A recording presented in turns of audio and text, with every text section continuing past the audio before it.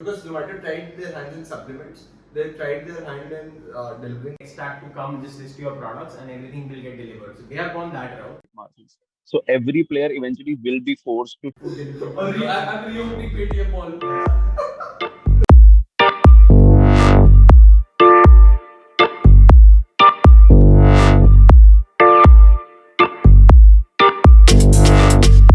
Hello everyone, welcome to the Synapse Pod, episode number 7.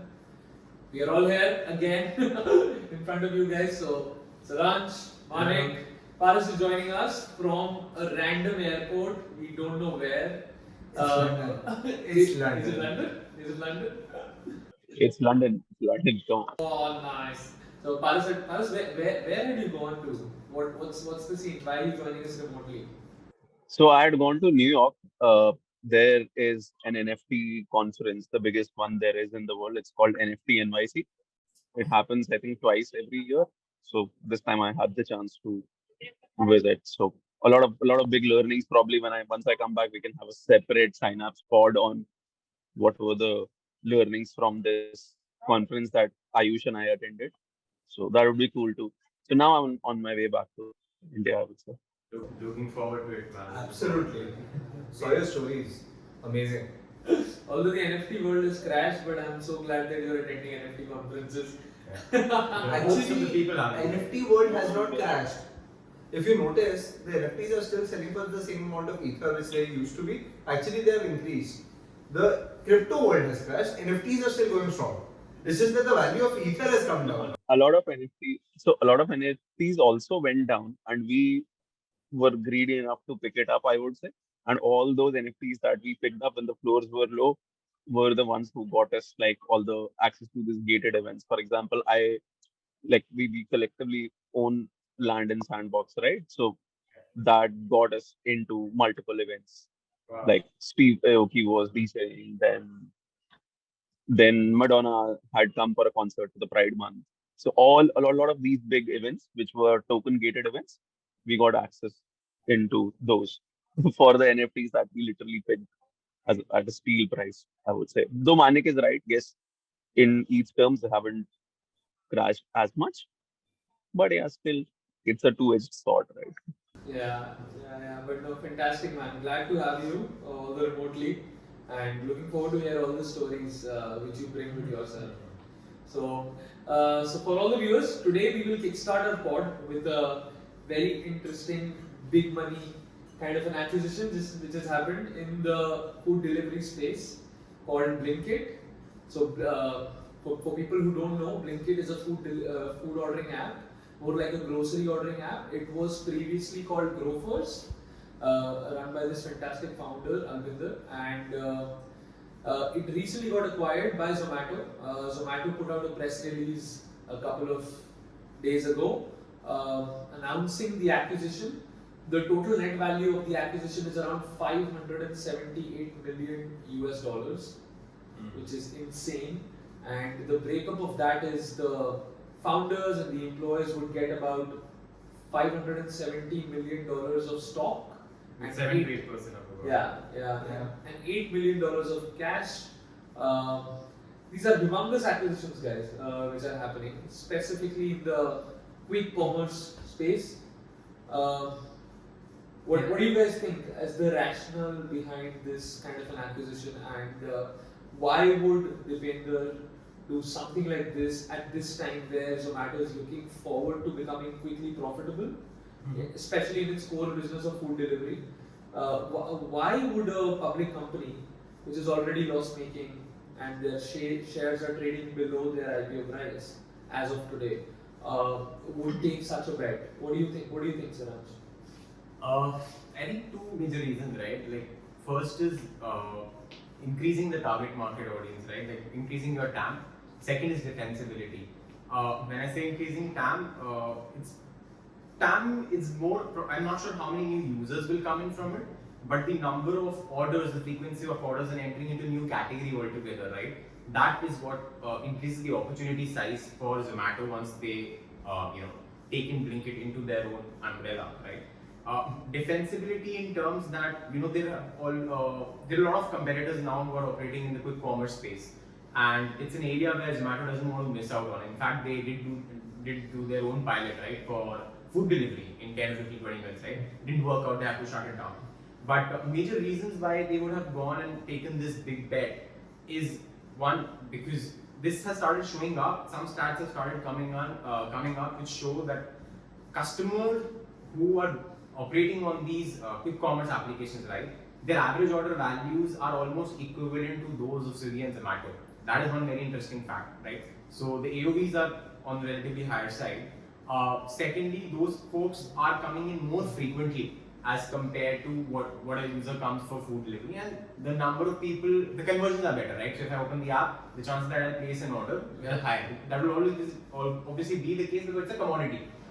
Grocery purchase is more of a commodity. Food, still, one is a little selective on what they want to order. So, primarily two reasons. One is defensibility. They don't want to miss out on this bandwagon and feel that, let's say Zepto of the world tomorrow, Big Basket of the world captures this entire category, and then they build a defensible moat and then start venturing into food. That's one. Second is, I think, about increasing the TAM, which I said, which is it's a whole new category. Those kind of users are probably transacting offline right now, buying from the local Kiranas, etc. So that market wasn't even online. So that entering into that market and addressing that market. So those, I think, are the main two reasons. Apart from that, obviously there's a lot of synergy that the business can absorb, right? Which is primarily in the form of common levers that they already have, like delivery network, which can be reused extensively amongst the two players. Warehouses, dark stores, etc., which can again be used extensively amongst the two players. Demand, right? One is like both of them are huge players. Interestingly, I was reading an article today about Big Basket, which said that when Big Basket started its quick commerce platform, since then they have increased or got 20% new customers from that business that are also now transferred to Big. So seems like this is also helping increase the TAM. I mean, I agree with everything which Saransh has said, more and less. But look at from a very, this is a very bird eye view, which, or even a micro view in terms of exactly where will Blinkit help Zomato today. And it's going to help them today in a lot of different smaller ways. But when you look at it from a long-term perspective, right, like I think I was reading the shareholder report which Dipender had shared with everyone. And he had mentioned two things. He had mentioned the fact that quick deliveries is important not just for, things which we need. I think our impatience levels have gone up. Yeah. We would also want to get things delivered in pharmaceuticals, like pharma, or like a D2C brand. You want to test it out. You miss something else out. You want a shirt to be gifted. Last minute things that are happening. I think that's where they will capture a huge chunk of market. So they're essentially going to not only fight with the, the other 10-minute deliveries of the world. They plan on fighting the other bigger delivery players. This is their bet of building a SaaS or like a defensible moat, which is like the delivery fee, which is the amount of people. And this comes from a very old knowledge. I remember that the biggest problem Swiggy and Zomato were facing for the longest time is to add on to more delivery partners. Because a lot of these delivery partners were starting to leave them for different players. Now you can essentially optimize each delivery partner's time, right? Because people will be using Blinkit throughout the day in different formats and they will have better data. But Zomato or Swiggy is used during lunch hours, breakfast, or evening snack or at dinner. There's a pattern to it. So there's like 2 hours of time being utilized. Now can we utilize a full day of a person who can always be on the road?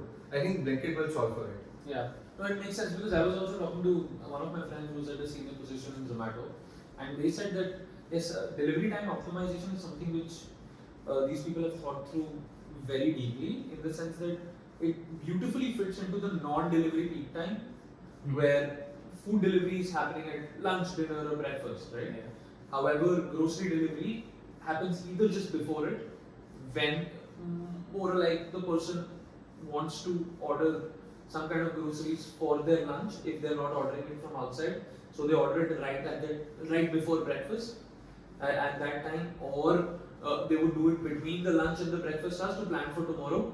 Yeah. So these non-delivery peak times will be massively optimized by the same fleet of operators which these people have.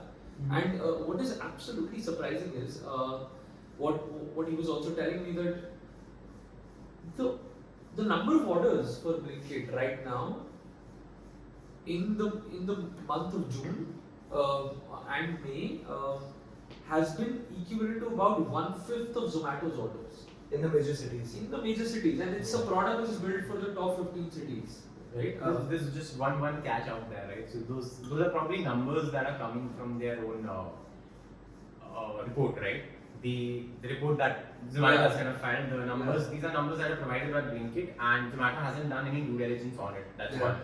Two, those numbers also include cancelled orders. Yes, of course. Now, those are numbers that can be easily.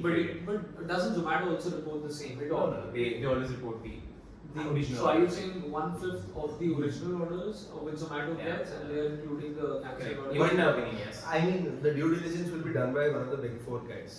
It's not like Blinkit can't fudge it when you're that big of a company. Also, Zomato, I think, held a huge chunk of share already in Blinkit.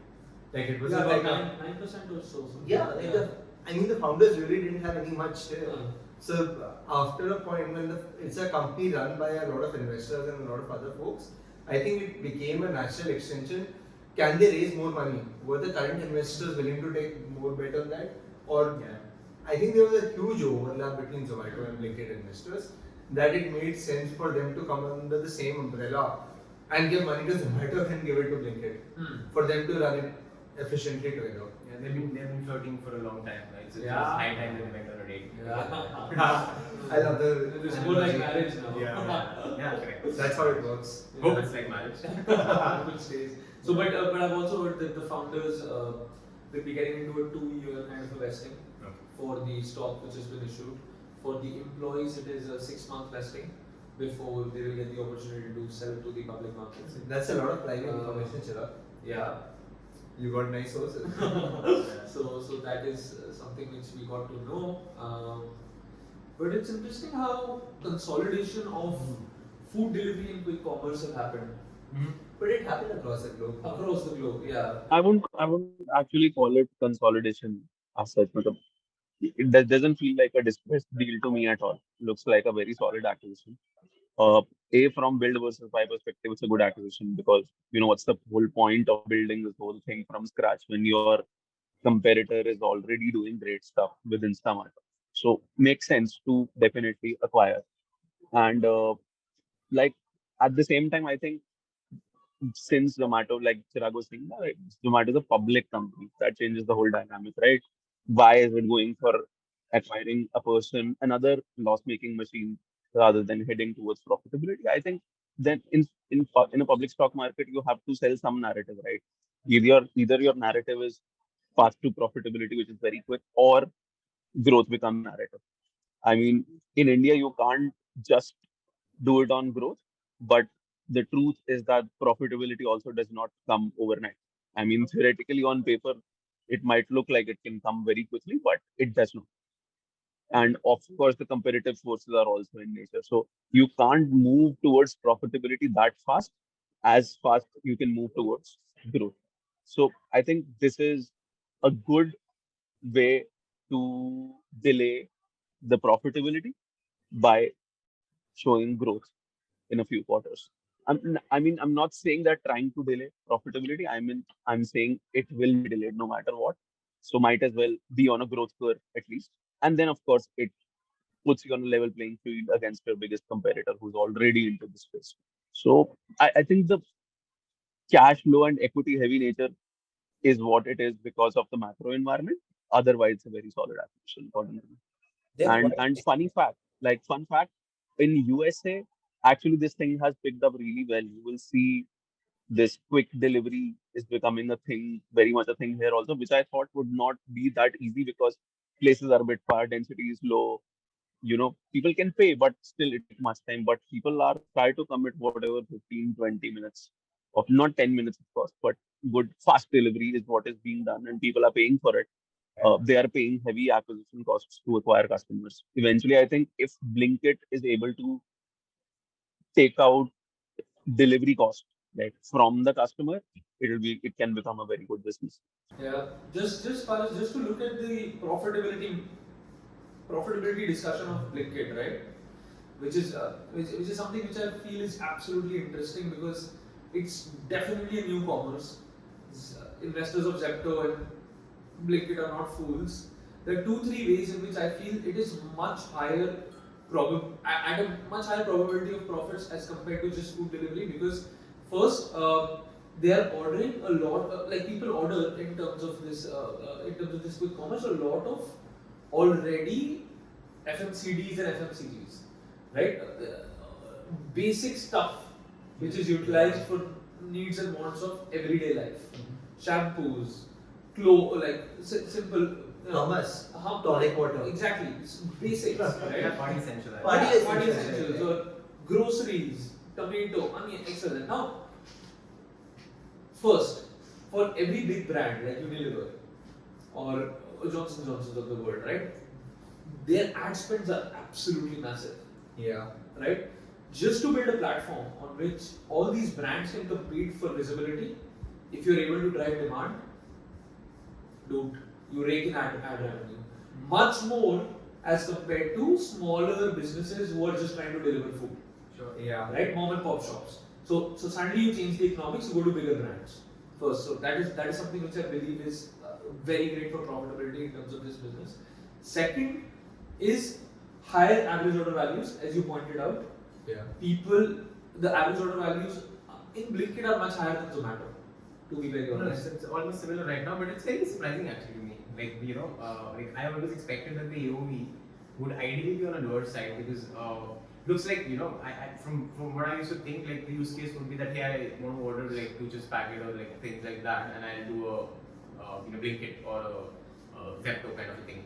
But looks like that it's not the case, right? People are actually creating a proper basket and then ordering, but it's slightly lower, but the opportunity to increase it is far higher. Right? I somehow feel it's going to get way higher because Parasa. Look, I remember reading this about Dunzo that one of the most ordered things there are like condoms and cigarette packs, which have a higher AOV. So that could be one part of the answer. Like, Also, one of the things which you just said, and I'm going to throw a spanner in the whole conversation, right? Imagine if Zomato next step is to acquire a house of brands, say something like acquire a Mensa or acquire some of that, because now you can have essentially give it a 20-minute delivery over anything Amazon of the world can deliver, because they mentioned something like that. So you can deliver pharmaceuticals, because Zomato tried their hands in supplements, they tried their hand in delivering, like they were building their own brands of different things. You can now go acquire like a 20 FMCG brands. They are the next Unilevers of the world, right? Like Unilever and P&G and all these guys are extremely popular. So how do you think of that as a metric? Yeah, that is crazy. I mean, that's definitely crazy. They will actually try to go for the whole 1.3 trillion consumer goods market in India. I think Swiggy has taken the alternate approach, right? Like Swiggy on the other hand has built that platform wherein any kind of D2C brand can come and list itself and they will complete the delivery. So they have gone the marketplace route that, hey, we have the logistics in place, we have the order management system in place, the delivery fleet in place. We are giving you the tech stack to come and just list your products and everything will get delivered. So they have gone that route. Interesting to see if Zomato kind of goes the other way, where they just kind of. Or they go the Swiggy way, right? Like they go the Swiggy way. But I mean, it was just something I thought, okay, if they can acquire this, can they acquire Mensa? Was my next question. Can they acquire a Thrasio? Not anytime soon, for sure. Why not though? There's too much cash that is to be burned already. Like It's all equity market transfer, no? That's not the case, right? You have to also invest a lot of money into making those businesses work. So, but also fundamentally, Zomato and Swiggy are very different as companies. Zomato is a food company, which they have always like. That's why I said it would have remained a separate brand. No, if Swiggy acquires a brand, I think it would have combined both those things. Yeah, Swiggy has done Swiggy Instamart. Yeah. Because Swiggy is fundamentally a logistic company, so I see it as a much bigger competitor to the deliveries of the world tomorrow as compared to Zomato. But just very interestingly, coming back to the point that of your the average order value, right? I'm just trying to build some kind of a parallel with respect to the offline world. We think that, hey, I just want to buy eggs today morning. I enter a grocery mart or a shopping store and dude, I fill up my basket and I'm out. Because it is built in a structure that as soon as I enter, suddenly I keep on realizing, oh, I also need this, I also need that, I also need this soap, I also need these towels. right? Some other cooking material. But that is not the case on the app, right, Chirag? It is, Paras. Those are no, definitely it is. That is the beauty of algorithms that these guys are building in terms of mapping the consumer demand and needs versus the kind of product they've taken. Very similar to recommendation algorithms of Amazon, which is absolutely crazy, man. So basically, On the contrary, I was reading something here about in USA, like IKEA is struggling big time to bring their experience online. Their online business is not doing really well as good as their offline business because the replication of experience and design of the store is not happening in online. So they are struggling with it. You are saying maybe with algorithms. But there is no impulse purchase in furniture. yeah. There is massive impulse Furniture is- purchase in FMCG. Furniture is touch and feel. You got to check the furniture that you're buying, sit on it properly. Right? So a lot I of- mean, lot of touch and also feel. IKEA had made it in a manner. Now that it's interesting, IKEA had made their stores in a manner which was supposed to be like a 8-hour visit. They had like a great restaurant. I've heard It's an experience, right? It's a picnic spot. Yeah. No, but so I had another interesting observation that a player which is catering to a market which has very low margins has a higher chance of turning profitable. Like for example, if you look at someone like Make My Trip, their airline booking business went profitable much faster because no margin can come from the airline side, right? So every player in the market is forced to charge a convenience fee, which leads to probably profitability of everyone else. For, now, this grocery market is again a market where you don't have double digit or higher double digit margins. So every player eventually will be forced to charge the customer. And if everyone starts to charge the customer, I think everyone can turn profitable. The problem with the food business is that everyone tries to Yeah. because food is a big margin business for the restaurant owners, so a lot of fight happens there. In this, since they're delivering groceries, prices are benchmarks are set. There's no subjectivity, margins are low for the end retailers. So customer will have to pay eventually. And if that happens, then this can become profit house, like Chirag was saying. This has happened. So I think this is the angle because it's a product catering to a low margin category. Interesting thought that I have. Just give me a second for. I'll add just something over there for a minute.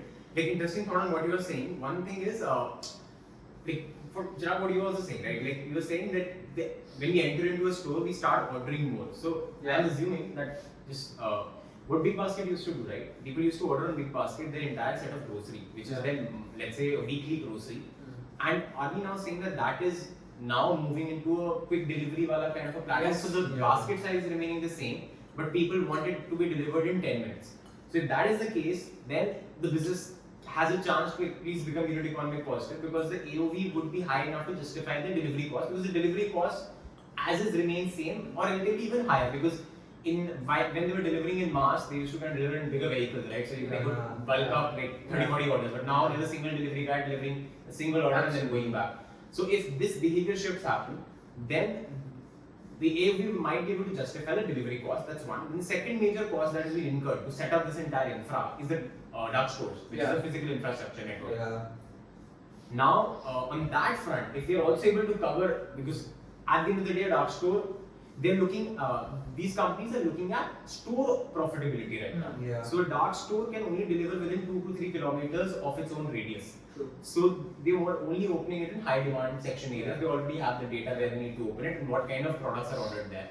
So the demand concentration has to come from an area. So the expansion, I think, in tier 2, tier 3 or far off would also come in much slower. So these are not going to be companies who tomorrow say that, hey, this business looks profitable, let me start investing in opening more dark stores in different areas. Till the time they already know that there's a decent demand concentration. Yeah, it's a very Ola Uber kind of a problem. You won't open a city unless there is enough demand and the union is by your side. But 2 But at a points. very micro level. At a micro level. 2 points. First, this model is being built only for top 15 cities in India, where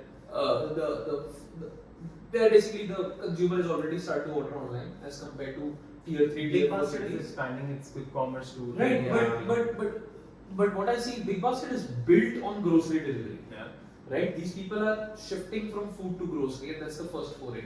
I So- don't look at Grofers, no? Grofers and Big Basket have been competitors for, I think, as long as it goes. Correct. And Grofers in certain cities had as much or more demand than Big Basket did because they would deliver it from a. It was just the way would you source the material, right? Like I know a lot of people who were like die-hard Grofers fan, and in the NCR region, I know Bangalore people diehard big basket fans, right? Like they wouldn't try Grofers out. So I think the interesting part is the dark stores here. Dark stores is where things will matter. Do you guys think that dark stores are the future dark stores are nothing but oification of the Kirana stores? Yeah. No, Paras? because ideally, No, not really. I think dark store is a hybrid of a Kirana store and a warehouse.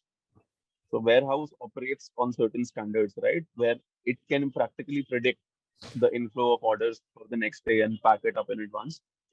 Am I audible? yeah, you are absolutely fine.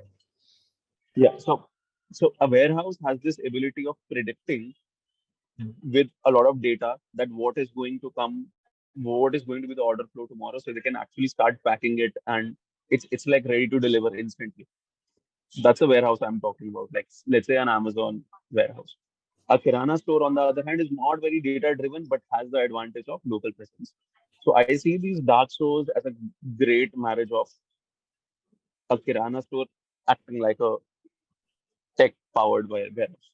So that's how I look at that. That's what I was also thinking with respect to the oification of the Kirana stores. Yeah. That these companies would pump in technology, pump in processes, and pump in the infra which is required for massive quick deliveries every single hour, and heavy optimization on efficiencies of these smaller mom and pop shops. And I still feel that they will never get into more like a real estate kind of a business of owning the dark store, the the real estate of that dark store. They would get into some kind of a profit sharing partnership with respect to just like Oyo did with. I differ, man. I think it's going to happen the other way around, and it's already that's what has been happening. Like most of the warehouses, either they are leased or they're kind of bought, right? Yeah. And best case was that because these companies expanded heavily during COVID, they got the best kind of deals in terms of rentals. Further, it doesn't make sense. See, what Paras is also saying, the leverage that these dark stores have is that they keep the pre-packed because they know that, let's say potatoes usually ordered in multiples of half kg. Like all mostly vegetables are ordered in multiples of half kg. So those are already packed. So just pick up 4, right? Yeah. Then the path is created in such a way that you can quickly pick these veggies, you can quickly pick the other aspects in it. So the Kirana shop cannot be created and designed in that fashion. It's designed in a very different way. So to go there, design it in a shop floor manner in that can be optimized in that format. I don't think that is happening. What you're suggesting is more on a pharmacy kind of a route where someone is going to a medicine shop, picking up the medicines and then delivering. I think it will be concentrated because they've already reached like delivering within 2 kilometer radius. It's already operating like it's a big shop only, right? So they don't need to partner with the Kirana. I think it's going to be a competitor to Kirana actually. Interesting to see what kind of reliance has to do over Amazon. I think dark store, yeah. I think dark store can become a Kirana store, but Kirana store can't become a dark store by itself. So because by design, dark store will have to be in the proximity of the customer. If it's in the proximity of the customer, that means customer always has an option to walk. Right now, they have not made a B2C front to their dark stores, but who knows, it's on the cards still for them.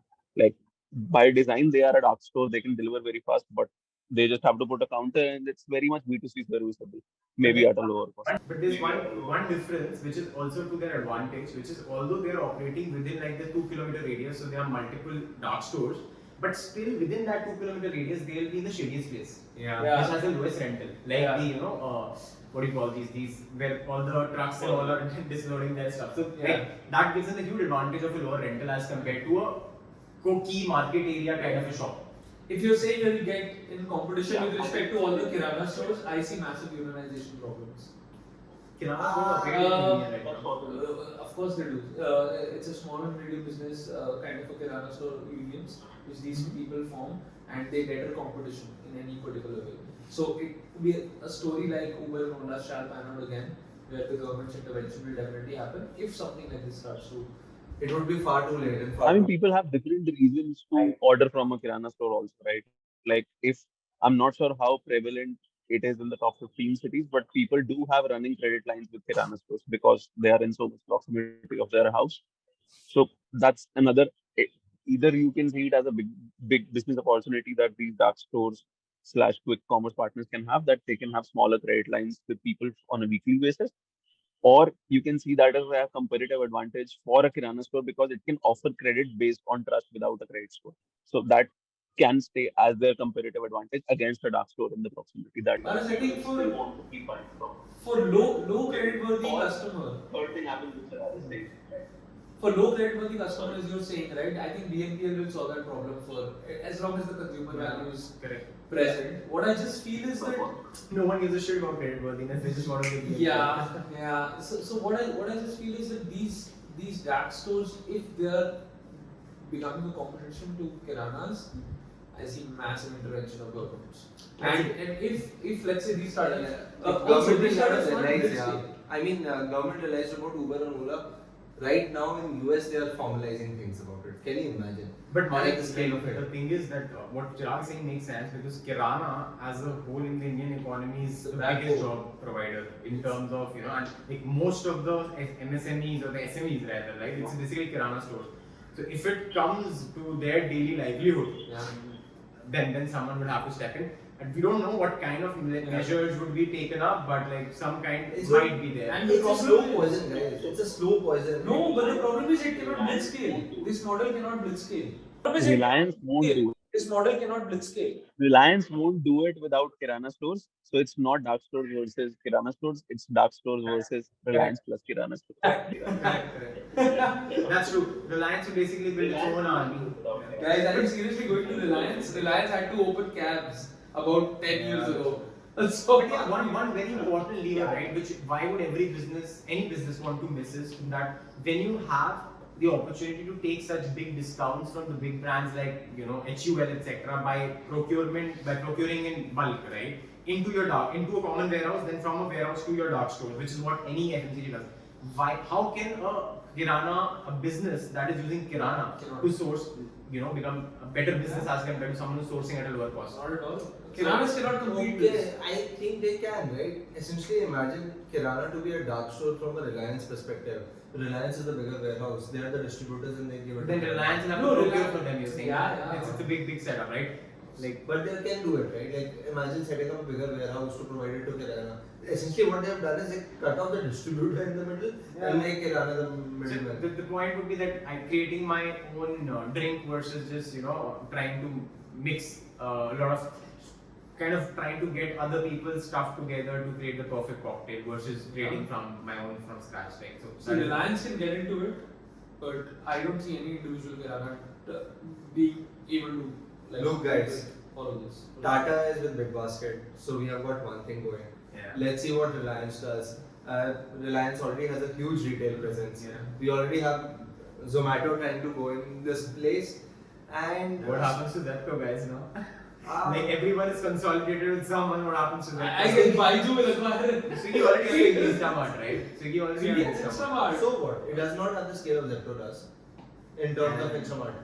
Okay, I'm not sure about that. I But mean, paying so much premium, like it's a $2.5 billion thing. Yeah, What is the Zepto is valuation of massively Zepto? overvalued. Zepto is a $1 billion company. Billion Less than a dollars, billion. billion It's less than a Guys, we billion. always have tech players. They can come into this space. Everyone is busy selling.